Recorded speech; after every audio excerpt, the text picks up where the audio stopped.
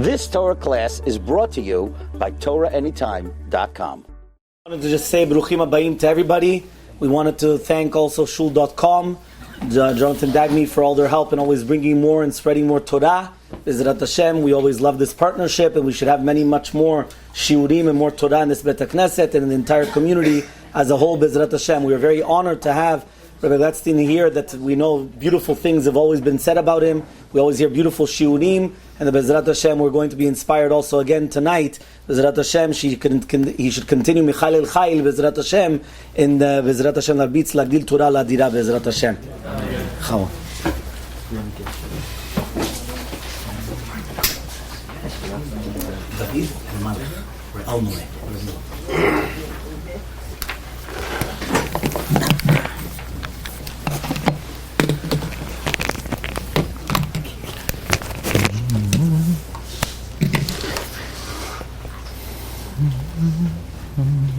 Good evening, everyone. Bershut the Marad Atra, the Rosh Kolel, Rav El Maleh. I want to be Mavarech, the Rav. He should have continued Siyata Deshmaya to raise up the Kihila, to raise up the community, B'Torah, B'Yira, V'Chomida Nechona, L'Hagdil Torah L'Hadira. I want to thank my good friend Reb Jonathan Dagmy, and on behalf of Shul.com, he should have continued Bracha V'Hatzacha B'Chol Masei Yadav, L'Harbitz Torah, L'Hagdil Torah L'Hadira. I want to thank my friend Reb Nassan Weldler for his assistance with this shir. Friends, we're living in historical times. The events that are unfolding before our eyes are shocking. We're trying to understand, we're trying to wrap our heads around what exactly is taking place. What does it mean for the Jewish people? And we all know we're very close to the finish line. You know, we're not in Avram Avinu lived in 1948. The Torah was given in 2448. We're many thousands of years later. We're close to the end. So we want to know, how close are we? Are we there yet? You know, when you take your children on a trip, after a few minutes, are we there yet? Are we there yet? We're almost there, friends. How close are we? You know, it's very interesting. If you look in Sefer Daniel, 3 dates are given regarding the coming of Mashiach. 1375. Other dates that we can't really make heads or tails of. Rabbeinu Bechaye tells us that when the Jews were in Egypt, they had a tradition of 3 dates. 210 years, 400 years, 430 years. And they could not reconcile it. They didn't know how to fit all the dates one into another. Actually, they didn't know until the redemption happened. Meaning a day before the redemption, they could not figure out what's 210 and what's 400 and what's 430. In fact, Bnei Ephraim, they figured time is up, so they left 30 years early. Says Rabbeinu Bechaye, if in Egypt, where they knew the numbers, they knew 210, they knew 400, they knew 430, and yet they couldn't reconcile the dates until the dates happened, then in our times, when we don't even know what the 3 numbers are, we don't know what they are even, certainly we will not be able to reconcile the dates until the great day comes. So if you think you're going to figure it out because you got a WhatsApp message, one thing I could tell you for sure, Mashiach will have nothing to do with WhatsApp. You're not going to get, if you get a message, spread this message now so Mashiach could come faster, just turn it off. Just ignore it.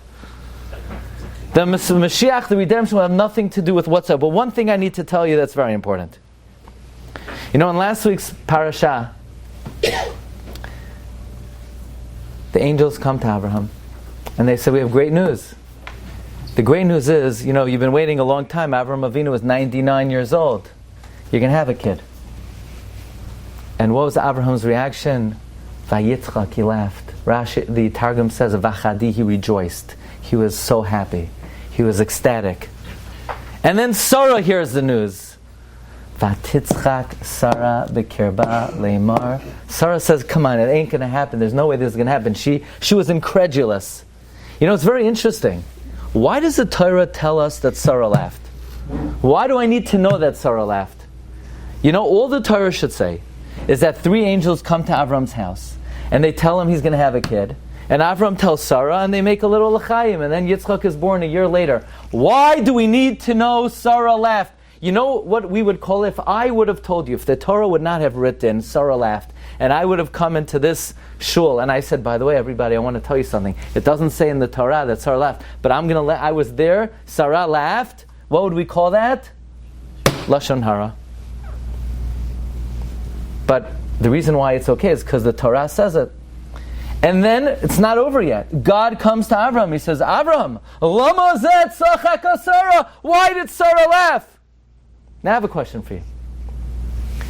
If a wife sins, and you go over to her husband, and you say, Ruvain, why'd your wife sin? He said, really? I didn't know that. What do you call that report? Rechilut. And yet God comes to Avram. He says, why did Sarah laugh? And Avram says, I don't know. So Abraham asks Sarah, why do you laugh? And what does Sarah say? I don't know what you're talking about. Why are you always blaming me? Stop it already. I didn't laugh. And then Abraham says back, no, you laughed. Or according to Midrash, God comes to Sarah and he says, no, you laughed. By the way, you know, it's interesting. Rashi says that Abraham was secondary to Sarah in prophecy. Abraham was tafel to Sarah b'neviyot. Really? Isn't that interesting? How much prophecy did Sarah receive in her lifetime? How many words of prophecy did Sarah receive? The only thing God ever told Sarah is, no, you laughed.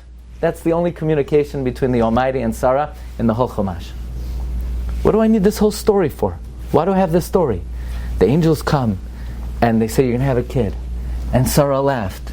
And God says, why'd she laugh? And Avram says, why'd you laugh? And Sarah says, I didn't laugh. And Abraham says, you laughed. Don't lie. What do I need this story for? Why are we bad-mouthing Sarah? Why are we putting Sarah down? It's bad enough she's infertile. She's just waiting her whole life to have a kid. Now we have to add insult to injury. We have to ask her why she laughed. Chafetz Chaim says that I studied this episode and I contemplated, what is the Torah teaching me with this story, with the laughing of Sarah? Says Chafetz Chaim, Sarah is the Jewish people in the end of days, in 2023, where events happen in the world, and we recognize on our own, and our rabbis teach us that the Mashiach is coming. Mashiach is coming. And in order for Mashiach to come, we need to prepare ourselves. What does it mean we need to prepare ourselves? We need to do tshuva. We need to do tshuva. You know what tshuva means? Tshuva means we need to change. We need to be better. Do we believe Mashiach is coming? Yeah, we say we believe. We believe. But are we doing anything about it? You know what our reaction is? We laugh. We're incredulous. We don't really think he's coming. We say to ourselves, yeah, he's coming. You know, if you ask most people, when's Mashiach coming? Mashiach is coming in 2.5 years. Why 2.5 years? Because 6 months it will take Israel to knock out Hamas. Then you have like a roof in the ceiling, you have a leak in the ceiling you still have to fix. And then another year to find a good buyer of your house. And then Mashiach is coming. In most people's mind, Mashiach will come in 2.5 years. But the Rebbeinu Shalom is telling us, you need to be ready today. So you say, of course, I'm ready. What do you do today? Did you do tshuva today? Did you wake up in the morning and say, Chatati, Aviti, Pashati, God, I've sinned before you, I'm returning to you, I'm ready for you to bring redemption. Did you do that today? We didn't do it. God's going to say, so why do you laugh? Why did you laugh? You don't believe it's going to come? You're laughing. We're saying, no, we didn't laugh. You're laughing. Every day right now, we have to prepare ourselves. We have to come to the Beit HaKnesset. We have to come early. Come early and leave the phone at home. You don't go into a Beit HaKnesset with the phone. Can't. If you want to video the shir, I'll let you do that now. But for tefillah, can't bring it in. Can't bring it in. Otherwise, you're not preparing yourself. You're laughing. He's not really going to come. So, exactly when he's coming, we don't know. But one thing we do know, you gotta be prepared. But let's try to understand in a general sense, in a general way. How do we fit in the events that are happening before us into the context of the destiny of the Jewish people? You know, when I was a kid, I grew up in New York. If you would have asked me, what exile are we in? I would have said, what do you mean? We're in Galus Edom. We're in the final Galus of Rome. What does America have to do with Rome? America is like the spiritual heir of the Roman Empire. Judeo-Christian values, that's America. And in my lifetime, you see a segue, you see a transition from the domination of what we call Western ideals to something called Galus Yishmael. What exactly is Galus Yishmael? Is there such a thing as Galus Yishmael? Where does it come from? You know, you could bet your bottom dollar.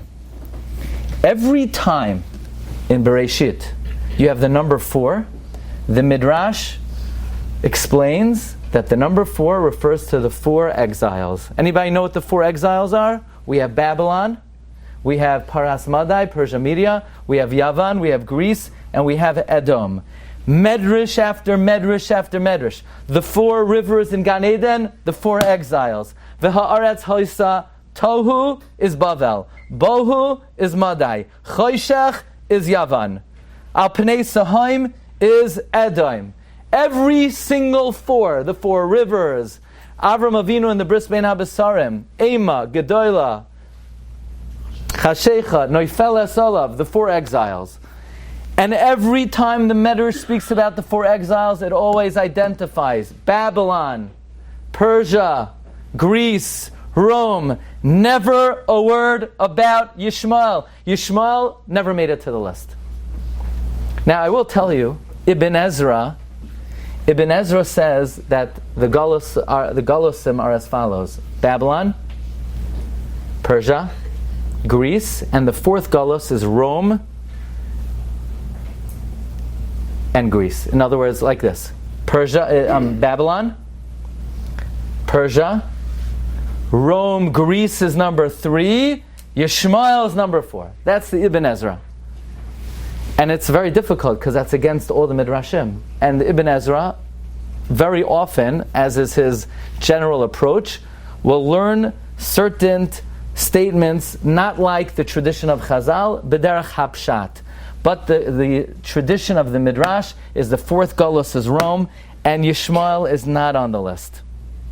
Even though, I want to bring to your attention, you know, Ashkenazim, when we say Tachanon, we put our head down and we say chapter 6 of Tehillim. Chapter 6 of Tehillim is Lam Natseach al Hashminis Mizmar LeDavid. By the conductor on the 8s. The 8s. What are the 8s? Anybody know? The 8s. The Midrash says the 8s are the 8 exiles. What are the 8 exiles? So the Midrash says that, very interestingly, each exile is a dual exile. So Bavel, its counterpart is Kazdi, the Chaldeans. And Paras, Persia, the counterpart is Media. And Yavan, its counterpart is Mokdan, Macedonia. And the Medrash Shochar Tov says, the final Galus, Yishmael and Edom. So that's very interesting. So even though typically we always talk about 4 exiles, the 4 exiles could be further subdivided into 8 exiles. But what's interesting is when Rashi in Sefer Zachar, if you have on your sheet in number 4, when Rashi quotes over these 8 exiles, instead of saying Yishmael and Edom, he speaks about Edom and then Yishmael. So that's something we have to understand, because if in the final Galus it's Edom and Yishmael, who's first and who's last? That will make a big difference. That's important to know. Who comes first? Edom, the Western world, or Yishmael? The Arizal takes this a little bit further. Arizal says that in the vision of Daniel saw this man. The head represented Bavel. The 2 arms represented Paras and Madai. The body represents Yavan.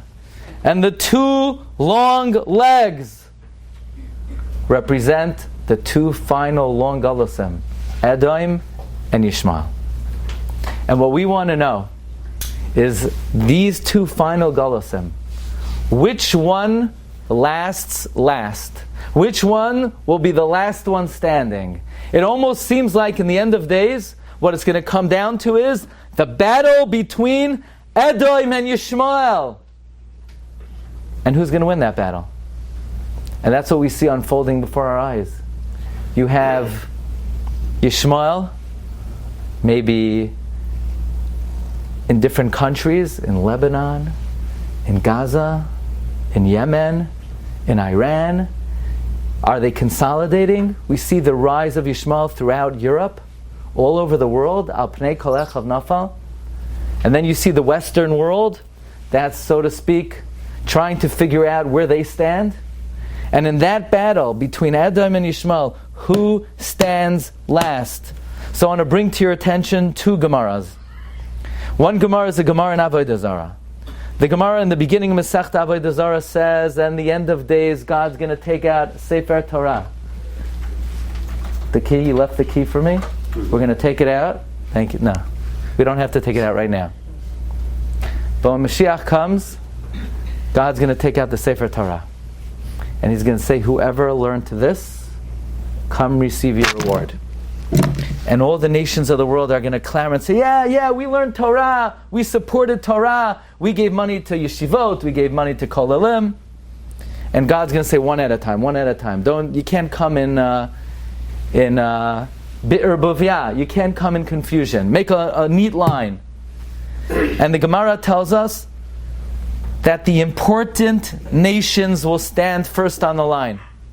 And the Gemara says, who is the most important nation? The Gemara says, Edom is the most important nation. Says the Gemara, okay, what's Edom going to say? Edom's going to say, what do you mean? We did so many things for the Jewish people. We made stores, we made bathhouses, we amassed silver and gold. Everything we did was so that the Jewish people could learn Torah. All of the infrastructure, all of the money, everything we did was so that the Jewish people could learn Torah. And God's going to say, you fools! That's not why you did it. Now listen carefully to the language of the Gemara. The Gemara doesn't say God says, you're wrong. No, they're not wrong. Everything the nations of the world did was so that we could learn Torah. But they're fools because that wasn't their kavanah. So God's going to send Edom packing, and they're not going to be able to receive reward. The Gemara continues. The next nation that walks in is Paras, Persia. And Persia says, we want to receive reward. God says, why do you want to receive reward? He says, what do you mean? We did a lot of things for the Jewish people. We conquered many cities. We built many bridges. We waged many wars. Everything we did so that the Jewish people could learn Torah. And God's going to say, you fools! That's not why you did it! And they're going to walk out dejected. Ask the Gemara, what makes Edom and Paras chashuv? Why do we say that these are the two nations that will walk in first? Says the Gemara, because these will be the only two powers that will last until the coming of Mashiach. So listen to this prophecy of the Gemara. The Gemara says in the end of days, there'll be no Greek Empire. There'll be no Babylonian Empire. There'll only be two world powers, Rome and Persia. Now that's very odd. Rome is long gone. Okay, you could say, well, the Western world, the United States of America, are the spiritual heirs of the values and ideals of the Roman Empire. So Rome will last until Mashiach comes. But could somebody please tell me, what does it mean that Persia will last until Mashiach comes? How will Persia last until Mashiach comes? The Persian Empire is long gone. The Persian Empire was defeated by the Greeks. How could the Gemara say in the end of days there will be Rome and Persia? There's no Persia.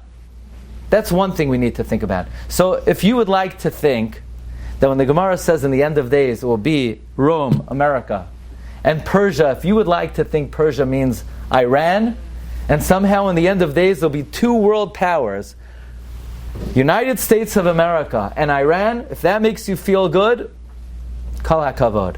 It's doubtful that when the Gemara talks about Persia, it's referring to Iran.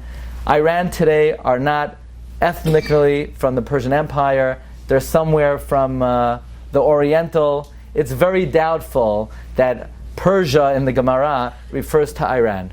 So what does it refer to? I want to share with you another Gemara, Gemara Masechta Yuma. The Gemara Masechta Yuma tells us in the end of days there'll be two nations standing, Rome and Paras. And the Gemara says one will defeat the other. And then Mashiach comes. So who defeats who? Amazingly, the Gemara says in Yuma, if you look at number 7, it's a machlokes, it's a dispute. Amar Rabbi Shua ben Levi, Amar Rebbe. Rabbi Shua ben Levi says in the name of Rebbe, Asida Roimi Shetipo Biad Paras. Rome will fall to Persia. How does that make you feel? Living in the United States of America, knowing that USA will not be the last nation standing, according to the Gemara. It will be Paras. The Gemara continues, this is also the opinion of Rabbi Yochanan, that Roimi will fall to Paras. And then the Gemara brings another view. The Gemara brings the view of Rav. Amar Rav, Asida Paras Shatipo Biad Romi. Rome will defeat Persia. That's, USA. Persia's going down according to Rav. But one thing's for sure, in the end of days, there are only two powers. Persia and Rome. Who beats who? It's a machlokes. Rabbi Yochanan, Persia beats Rome. Rav, Rome beats Persia. Number one, who is Persia? Why are they still around in the end of days? What does this have to do with what's happening today? Let's come back to our original question. We have 4 exiles. Babylon, Persia, Greece, Rome. Why is Yishmael not on the list? Why isn't Yishmael one of the Golosim? We don't suffer enough from them? They don't cause enough trouble? This is a question that is raised by none other than the Maharal of Prague in a number of Sfarim. And the Maharal gives 2 fantastic answers. One of them, he says, is the definitive answer. First, the Maharal says, you have to understand what the definition of Malchut is. What does it mean for Malchiot? You see, there's an idea, God is the Melech. And his dominion and his sovereignty is reflected through the Davidic dynasty, through David HaMelech. See, it's very interesting. Every throne has 4 legs. Anybody know what are the 4 legs of God's throne? Avraham, Yitzchak, Yaakov. Who's the 4th leg? David Regel Revi. David is the 4th leg. Without David HaMelech, God's throne has no stability. That's why when Yehuda is born, says Shlach HaKadosh, Vata'amoid miledes, a lashon of amidah. God's throne had stability, and through David HaMelech, the world recognizes V'haya Hashem lemelech al kol haaretz. There's no Malchut Beit David. Malchut Beit David is the projector of Malchut Shamayim.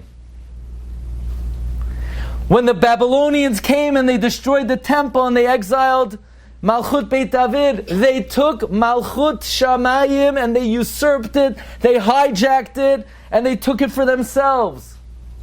And then, when the Persians conquered the Babylonians, they took the power of the Babylonians, which is the power of Shamayim, the power of David. And then when the Greeks conquered the Persians, they have Malchut Shamayim. And then now Edom has Malchut Shamayim.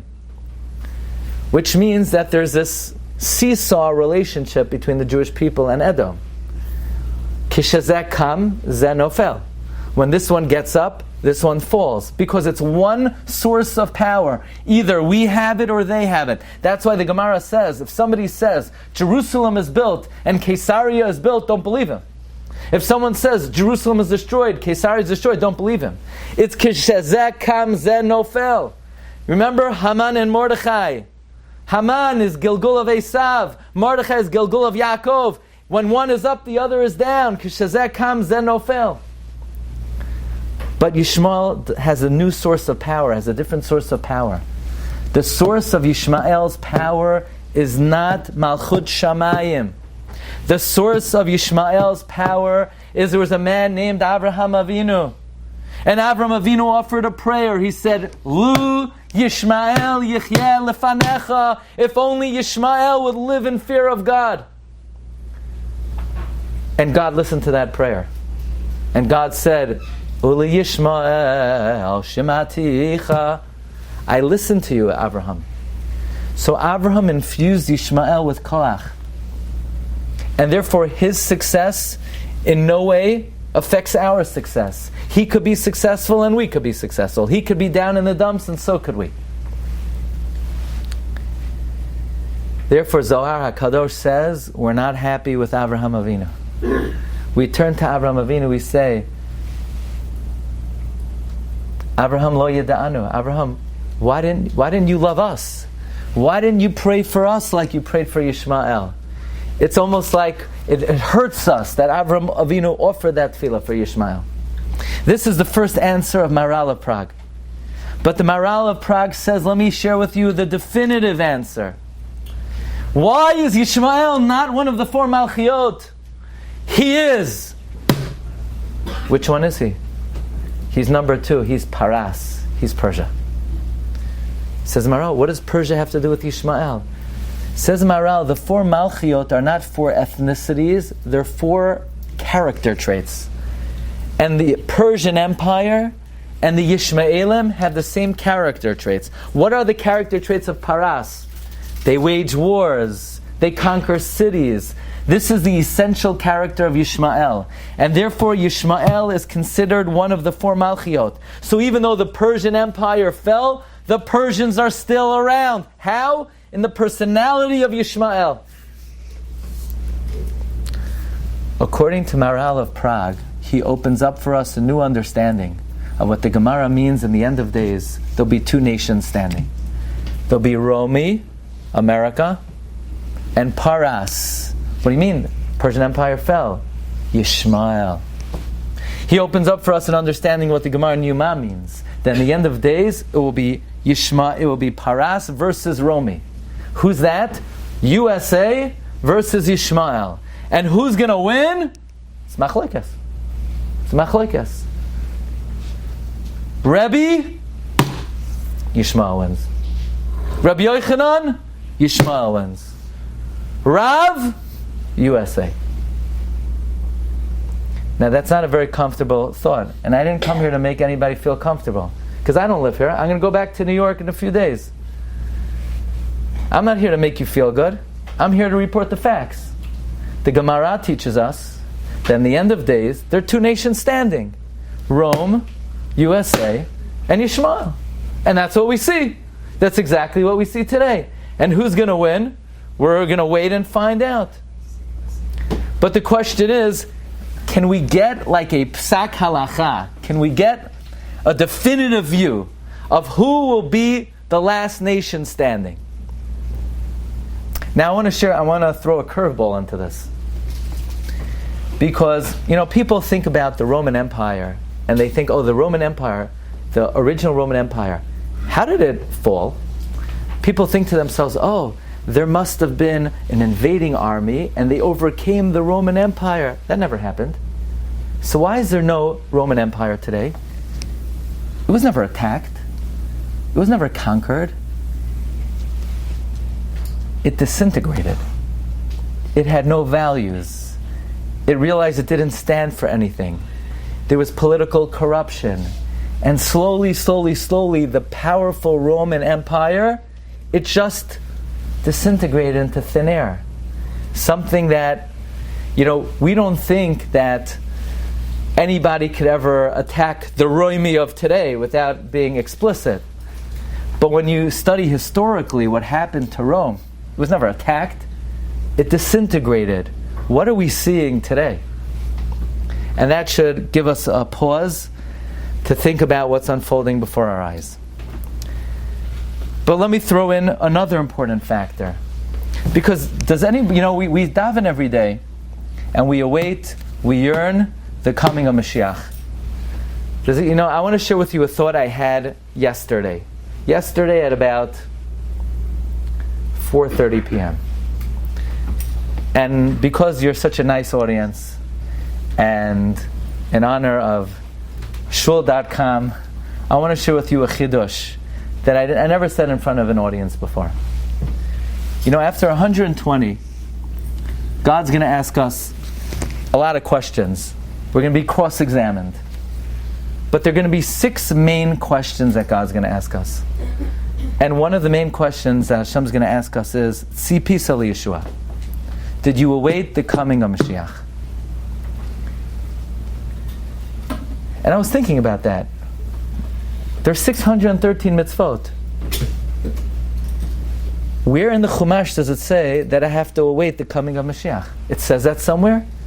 He's not going to ask, did I wear tefillin? I'm sure we're going to have to answer that question, but that's not one of the big 6. He's not going to ask, did you wear tzitzit? Did you light candles Friday night? Those are not one of the questions. One of the questions are, did you await the coming of Mashiach? Where does it say I have to wait the coming of Mashiach? You know that the Smak, Sefer Mitzvos Katan, says it's the first mitzvah in the Torah. Where? How? The first mitzvah in the Torah is, I am the Lord who took you out of Egypt. Yeah, what's that have to do with waiting Mashiach? Says the Smak, if we are required to believe that God took us out of Egypt, part and parcel of that tenet of faith is that God's going to take us out of the current galus. What do you think? It's a static belief? I should walk around, I believe God took us out of Egypt. I believe God took us out of Egypt. What's that going to do for you?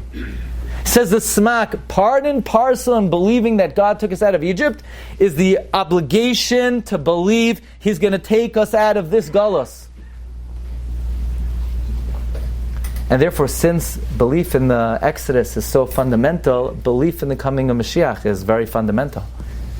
But then the following thought occurred to me. The Ramban, probably in his most famous comment, at the end of Parshat Bo, the Ramban wants to know, why are there so many mitzvot that commemorate Yetziat Mitzrayim? Why do we have so many mitzvot? First, every single door you leave, basically there's like a little parchment. It says, don't forget, God took us out of Egypt. And then if that's not enough, every morning you have to come to shul and cut off your circulation for a little bit, for about an hour. You wrap it tightly around your arm and you put it on your head to remind yourself that God took us out of Egypt. And then if you forgot, you're going to say it in Shema. Ani Hashem Elokechem, asher hotzei eschem me'eretz Mitzrayim. And if you forgot, emes v'yatziv v'nachon v'yashar, we say it again. And then every Friday night, Zeicher Yetziat Mitzrayim. And every 7th day you got to rest to remember God took us out of Mitzrayim. Why do we have to constantly remember Yetziat Mitzrayim? So the Ramban says, because through the Exodus, Hashem demonstrated many important principles. He demonstrated that He's the creator. He demonstrated that He controls the world precisely. He could make somebody healthy and somebody else not healthy, and they could be sitting right next to each other. God controls precisely every detail of the world. God demonstrated His power. God demonstrated that He speaks to mankind. All the tenets of Judaism were established through the Exodus. But God says, I'm not putting on the show every year. I'm not doing this every year. So this is what you're going to do. I did it once, never forget it. Tie leather straps around your arm every single day. And every single door, you have to have a sign that I did this. But listen carefully. If the purpose of Yetzias Mitzrayim is not just to remember God took us out of Egypt, but it's also to remind us God's taking us out of this galus, so it comes out that every moment in the day we have reminders to remember Hashem's going to redeem us. That means when you put on the tefillin and you remember God took us out of Egypt, you also have to remember God's going to take us out of America. And when you say Kriyat Shema and you say Anei Hashem Elokechem Asher Hotzei eschem me'eretz Mitzrayim, you have to remember God's going to take us out of this galus. And then every Friday night when you make Kiddush, you have to be Mitzapeh Yeshua. So we have reminders all day long. Therefore, Ki Lishuatcha Kivinu Kol Hayom. The whole day we're waiting for Geula. All day long. But what's very interesting is we have a tradition that there are two Mashiachs. Mashiach ben Yosef and Mashiach ben David. Where does that come from? Who said that? It's Gemara. The Gemara in Sukkah says that there was a prophecy of 4 carpenters. Who are they? Mashiach ben David and Mashiach ben Yosef. Did you ever wonder, why do we need 2 Mashiachs? What do you need 2 Mashiachs? Let's have one, Let's start with one. Why do we need 2 Mashiachs? Mashiach ben Yosef is compared to a shor, an ox. Because Yosef was Bechar Shoro Hadarla. Yosef was compared to an ox. Mashiach ben David is compared to Chamor. He's Ani v'rochev al Chamor, a poor man riding on a donkey. What does it mean? Mashiach ben Yosef is like a shor. Mashiach ben David is like a Chamor. The Vilna Gaon wrote a commentary to a Kabbalistic work called Safra D'Tzniuta. Vilna Gaon reveals to us the reason we need 2 Mashiachs is because we have 2 exiles in the end of days. We have Golus Edom. We have Golus Yishmael. Golus Edom is the Galus of Esav. Esav is an ox, a shor, a par. Mashiach ben Yosef takes us out of Galus Edom. Mashiach ben David takes us out of Galus Ishmael.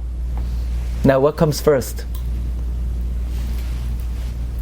Mashiach ben Yosef or Mashiach ben David? Mashiach ben Yosef and then Mashiach ben David. Which would seem to mean first comes the end of Galus Edom and then comes the end of Galus Yishmael.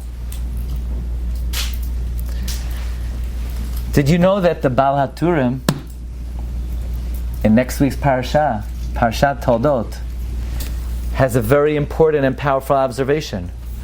Does anybody know what's the last pasuk of this week's Parsha? The very end of Parshat Chayei Sarah. It talks about all the families of Yishmael, and it says, Al pnei kol echav nafal, on the face of all their brothers they fall. It talks about the fall of Yishmael. And then the next words are next week's Parsha, Ve'ele toldot Yitzchak. Says Baal HaTurim, Kishen nafal Yishmael besof yamim oz yitzmach ben David. Baal HaTurim says in the end of days, Yishmael will fall, and that's when Mashiach comes. Which also indicates, last Golos standing, Golos Yishmael. But I want to share with you the amazing interpretation of Reb Chaim Kanievsky. Because, if we could say, is there any posek acharon? Is there any final word on who's the last nation standing? I would say it's Reb Chaim Kanievsky. Do Sfaradim in the Haggadah, do you say Chad Gadya? The song, there's a piyut, Chad Gadya. Yeah? You say? So practically all of Klal Yisrael, at the end of the Haggadah, after you're a little, tipsy, have 4 cups of wine, we say this piyut, and many people think, I don't know, what is this piyut? It's a nursery rhyme. There's a father, and he buys a goat, and the goat gets eaten by a cat, and the cat gets eaten by a dog, and the dog gets hit by a stick, and the stick gets burnt by the fire, and the fire is put out by the water, and the water is drunk by a bull, and then Shochet comes along, and then Malach Hamaves. How many characters are in Chad Gadya? Says Reb Chaim Kanievsky, it's not difficult to see that there are 8 characters in Chad Gadya. Says Reb Chaim, do you know who these 8 characters are? These are the 8 exiles that the Jewish people endure. Babylon, Kazdim, Paras, Madai, Yavan, Mokdan, Esav, and Yishmael. And I think it would be very interesting to see who's penultimate, who's second to last, and who's the ultimate Galus, who's the last Galus. So Reb Chaim Kanievsky proves Kedarko Bakodesh from Kol Torah Kula that the Babylonians were compared to cats.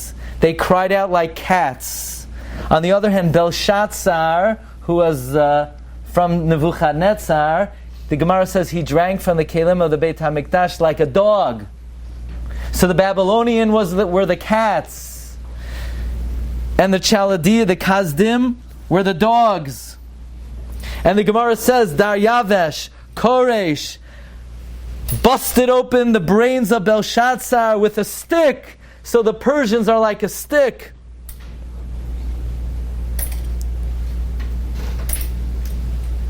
But then Achashverosh comes along, Vachamato Ba'arabo, so the Medes are like a fire. And then the Macedonians come and they're like water, like the Gemara says in Tamid, that Alexander Mokdan, he went to Gan Eden and they sprinkled on him the waters of Gan Eden.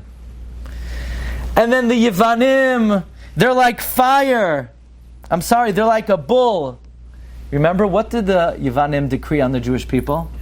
Kitvu lachem al keren hashor, right on the horn of an ox. Ein lachem chelek b'lekei Yisrael. Now we have two nations left. Edom and Yishmael. We have two characters left. Shochet, Malach HaMaves. So now, between Edom and Yishmael, who's the Shochet and who's the Malach HaMaves? I would say they're both fully qualified to assume either role. If you needed someone to be Shochet, I would have said Yishmael is the Shochet. After all, Avram Avinu ve'es ben habakar asher asa vayitein el hanar, the Gemara says, for the Shchita. So if I was writing a commentary on the Haggadah, I would have made Yishmael the Shochet. Why? Because I feel more comfortable if America is the last nation standing, not Yishmael. And who's the angel of death? My grandfather was in Auschwitz. He saw the angel of death. He saw Dr. Mengele. Esav is the angel of death. Now I want to tell you a very important chidush. When my grandfather was in Auschwitz, he saw Eichmann. And Eichmann was best buds with the Mufti from Jerusalem. So Eichmann invited the Mufti from Jerusalem to Auschwitz. And they were holding each other arm in arm, like two Ohavim. And they would march Jews in front of them, and they would hit the Jew in a way that the Jew could not procreate again. And that was their entertainment. And my grandfather wrote in his personal memoirs that if Esav and Yishmael ever got together, they would destroy the world. And later I found in the comments of the Vilna Gaon that if Esav and Yishmael ever got together, they would destroy the world. By the way, that's why we don't wear shatnez. You know, the Gra reveals that the root of Esav and Yishmael are Kayin and Hevel. Esav was Kayin, Yishmael is Hevel. Kayin brought what kind of karban? Mipriha adama, flax. Hevel brought son, wool. That's why you cannot mix wool and linen together, because you're joining forces of Esav and Yishmael. That's why you can't plow with an ox and a donkey together, because you're joining forces of Esav and Yishmael. You want to know what happens when Esav and Yishmael get together? Auschwitz. And by the way, you know, Hitler was days away from Palestine. And as Rommel was blitzkrieging up from Egypt, he was in a matter of days, he would have destroyed the whole country. They already had camps set up to round up all the Jews of Palestine and to exterminate them, chas v'shalom. And when the Arabs got wind that the Nazis were coming, they were waving flags welcoming the Nazis. And they broadcast on the radio, Jews, we're going to slit your throats, we're going to abuse your wives, we're going to kill your children, welcome, bruchim habayim, Nazis. So if you want to get an understanding of the union of Esav and Yishmael, by the way, there was one other time in history where Esav and Yishmael came together. Haman, who's Esav, and Achashverosh, who's Paras, who according to what we're learning is Yishmael. You know what happens when Esav and Yishmael get together? Lehashmid, laharog, uliabed et kol haYehudim. 2 times in history, Esav and Yishmael get together. So it's a good thing that, you know, there's this divide. It's a lifesaver. God always makes sure the shor and the chamor never get together. So I would have interpreted the Chad Gadya. The Shochet is Yishmael, like he is in the Chumash, last week's Parsha. The Malach HaMaves is Edom, is Esav. But Reb Chaim Kanievsky says that's not the correct interpretation. Reb Chaim Kanievsky says, based on the Baal HaTurim, Yishmael's the last man standing. For how long? We don't know. But this is the interpretation of Reb Chaim Kanievsky. One thing we know is what the Gemara tells us. In the end of days, there'll be two nations standing. Paras and Romi. I'm going to throw in another curveball. The Vilna Gaon teaches there's another nation that is subsumed under the general category of Paras. The Gemara says, what do we know about Paras? Does anybody know what animal is Paras compared to? Babylon is like a lion. Greece is like a leopard. Paras, a bear, a dove, a hairy bear. Vilna Gaon says there's another nation that's also a bear. And is also Paras. And has the same malach as Paras. Russia. Vilna Gaon writes openly. Russia is also subsumed under Paras.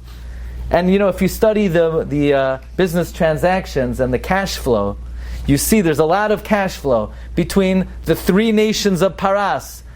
Iran, Russia, Yishmael. They have Zelle, they have PayPal, they have a lot of cash flow. So basically, in the end of days, the Gemara sets it up for us, black and white. Roimi and Paras. Who's Paras? Maral says Yishmael is also Paras. Vilna Gaon says Russia is also Paras. Who's the last man standing? Different opinions. Baal HaTurim says Yishmael. Reb Chaim Kanievsky, Yishmael. If you look in Tosfos, Avodah Zarah, Beis Amud Beis, he seems to say Roimi. Comes the Rambam. And the Rambam says, don't think too much about this. Don't spend time on this. Don't waste your energy on this. We're learning it because, we have to have some context to understand in general what's going on. The Rambam says that even though there are many things in the destiny of the Jewish people that we have a clear tradition about, the Rambam says regarding how the end of days will unfold, there is no clear tradition. Even the Nevi'im didn't know, the Rambam writes. And therefore, don't spend so much time studying it, thinking about it, worrying about it, because it does not bring to Yirat Shamayim. But one thing we need to do is we need to make sure we're Mitzapeh Yeshua. We need to make sure, let me share with you, the intervals, the times that are dedicated, that are predisposed to awaiting the coming of Mashiach. Number 1, 3 times a day when you say the words, Ki lishuatcha kivinu kol hayom. Make sure you don't lose that opportunity to be mekayem litzapot liyeshua. Number 2, every time you put on tefillin, you're remembering Yetziat Mitzrayim. Every time you walk out of a door, you're remembering Yetziat Mitzrayim. Every mitzvah that's Zeichel Yetziat Mitzrayim, it should stir your mind. I believe God took us out of Mitzrayim, and I'm awaiting the Geula Ha'atida. Number 3, Kabbalat Shabbat. Shabbat and Yerushalayim are synonymous. The Beit HaMikdash was destroyed. Anybody know what time of the week? What day of the week was the Beit HaMikdash destroyed? Matzoi Shabbat, Barishon Uvashniya. Maral says, it's not a coincidence. The Churban is only possible when you're moving away from Shabbat. So as you're headed toward Shabbat, that's the time that is designated for Binyan Beit HaMikdash. So did you realize, as part of Kabbalat Shabbat, L'chadodi L'krat Kala, it's mostly not about Shabbat, it's mostly about awaiting, rebuilding of Yerushalayim, restoration of Malchut Beit David, the restoration of Nevuah, because as we're approaching Shabbat and we're yearning for the Shabbat, we're also yearning for the coming of Mashiach. And you know what's another very important time to yearn for the coming of Mashiach? When you see Yishmael rear its ugly head, then you know the end is close. How close? Only Hashem knows. But our responsibility, L'tzapot liyeshua. Does anybody remember Rabbi Akiva's reaction when he saw Shualim on the Har HaBayit? Mitzachek. He's laughing. What's so funny about Shualim on the Har HaBayit? What's so funny? Shualim otiot Yishmael. The Shualim represent Yishmael.